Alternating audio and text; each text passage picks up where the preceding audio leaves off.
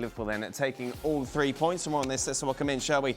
Frank Leboeuf and Jan Fjørtoft. I promise we'll be talking about the success in Norway a little later on in the show, Jan. But we'll kick things off with Stevie. Hey, you're very calm today. Nothing much to get too excited about. Well, I didn't really have any other reason than to be calm because Liverpool pretty much dominated most of the game, particularly the first half. Second half got a little bit open. But, you know, Liverpool got in that final third, and had they made better decisions with the final pass, final shot, you saw one from Salah there, then it would have been even more comfortable. So, yeah, it was an easier 90 minutes for a change. Yeah, something we haven't said a lot about Liverpool, Jan.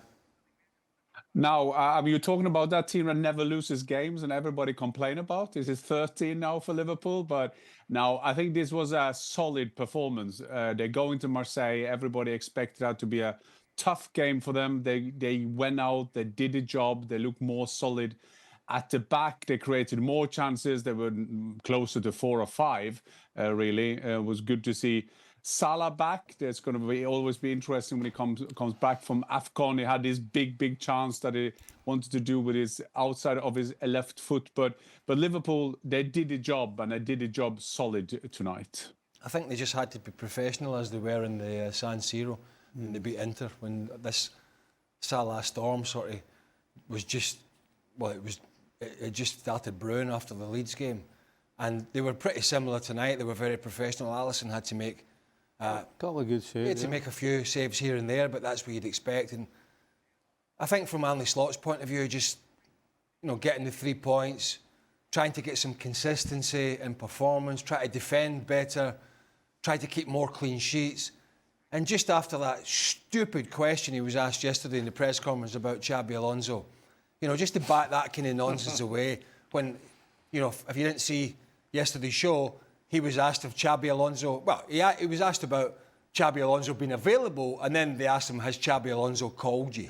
I mean, at that point, he should have ran down and punched the journalist, right? So he's got to have to deal with this kind of nonsense because obviously Alonso is there, he's available, and he's hovering. He's a former Liverpool player. He's a good coach who had a bad time at Real Madrid. So if he doesn't get the results, then these silly questions will come along. So all he can do is make sure he's getting the results, pushing Liverpool forward, and keeping some of these questions away. One of the things that was slightly frustrating watching Liverpool was the positions Wirtz got in the first half in particular, and was a little bit laboured in the final third. Still expecting him to be sort of a bit sharper. There was one in particular. The ball dropped to him in the box, wasn't it, Stevie? In the first half. And it's a bit slow, wasn't it? Yeah, he was a bit slow and laboured. I was expecting him, having watched him for, you know, a couple of years in Germany and whatnot, just to find the top corner, but he's just taken an extra touch here and there. But that apart, it was a professional evening for Liverpool. I thought Marseille was supposed to be good, Frank. Me too.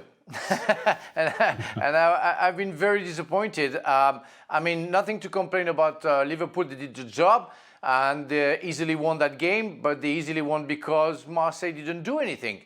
And I'm very surprised with the tactic of Mr. De Zerbi, where, in fact, you know, you play in front of a team who have been wondering sometimes, you know, on the field, you know, how they would play, being under pressure.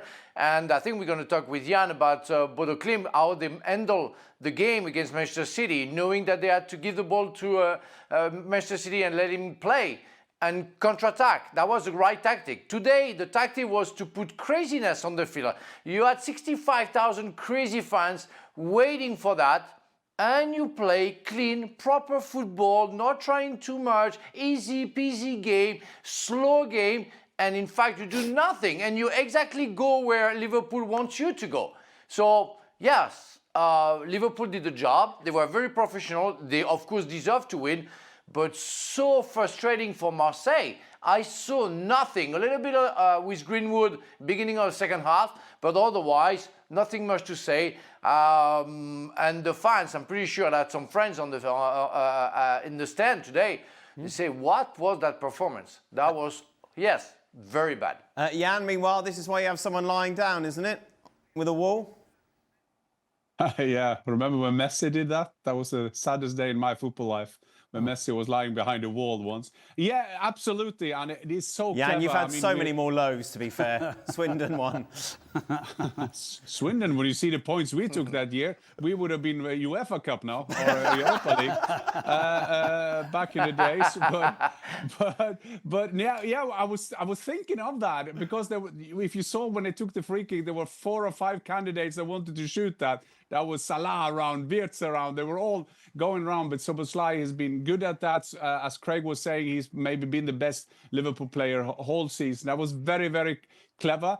We don't see it very often. When I remember Ronaldinho did it.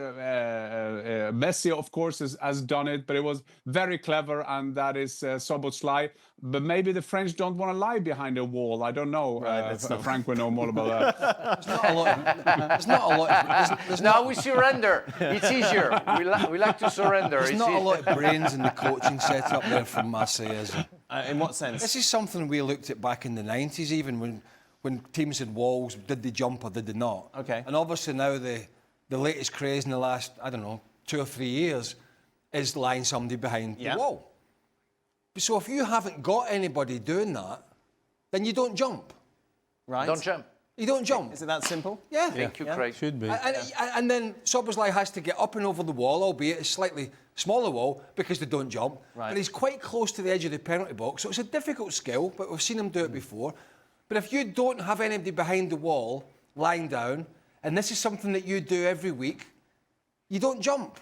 Because Liverpool have looked at it and went, hey, look at this. Right. So all this money and all these coaches and set-piece coaches and throw-in coaches and you name it, and a wall has made the most basic error, and it's been picked up by Liverpool, and that's how they scored. And they've been told When to did they jump. start? Yeah, so why don't you When just, did they why don't you have a draft excluder then? Why don't you have someone there?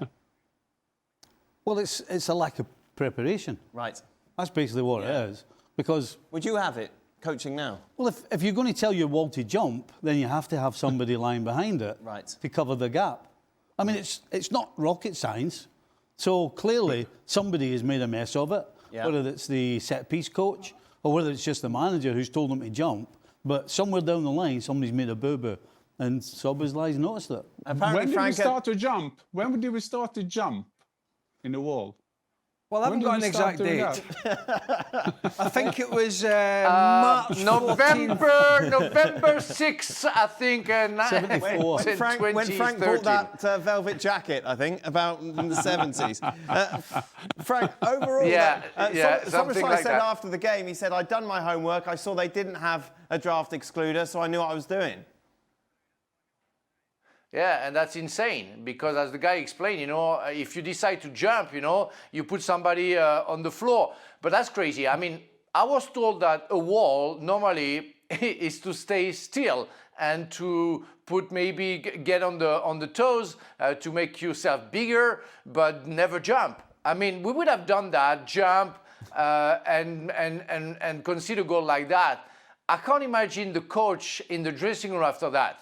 I think it would have smashed us in the face, just for that, for that, because that's insane. And as the guy say, you do that, okay, you put somebody on the floor. At least you can cover something. What was the quote from Szoboszlai? He said that he knew that they didn't put somebody down behind the wall in the games that he'd seen in the I past. thought he said he'd done his homework. Well, he had done his homework. No, he hadn't.